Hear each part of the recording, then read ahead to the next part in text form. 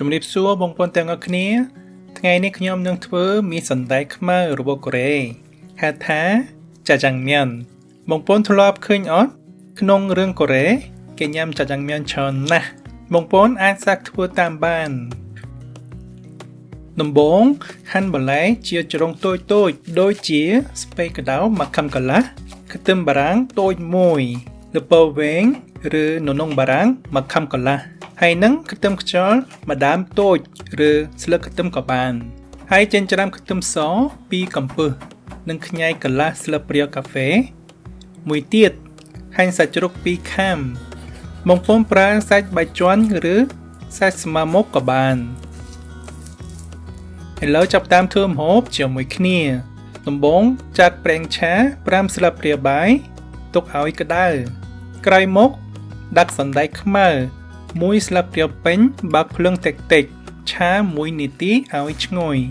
សណ្តែកខ្មៅប្រហែលលក់នៅផ្សារកូរ៉េផ្សារ Lucky ឬក៏អ៊ីយ៉នដែរ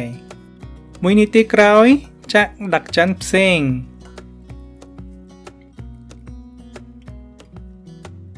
ឥឡូវដាក់ប្រេងឆា2ស្លាបព្រាបាយវិញ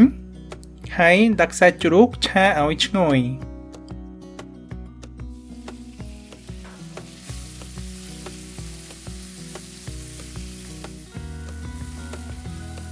បន្ទាប់មកដាក់ខ្ទឹមសខ្ញីនិងខ្ទឹមខ្យល់ចូលឆាជាមួយគ្នាមើលទៅវាក្រហមបន្តិចហើយដាក់ទឹកស៊ីអ៊ីវ2ស្លាបព្រាបាយទឹកប្រេងខ្យង1ស្លាបព្រាបាយនិងស្ករ1ស្លាបព្រាបាយកន្លះគ្រឿងទាំងនោះបានលាយហើយដាក់បន្លែចូល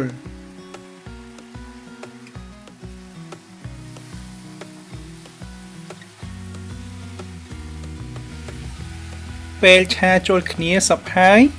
ដាក់សណ្តែកខ្មៅ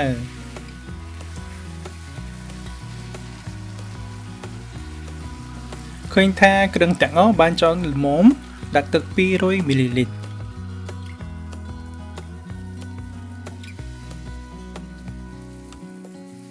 ហើយពេលពុះដាក់ទឹកម្សៅឆាកូរឲ្យខាប់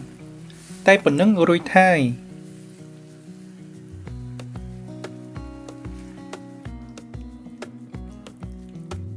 ចុងក្រោយស្ងោរមី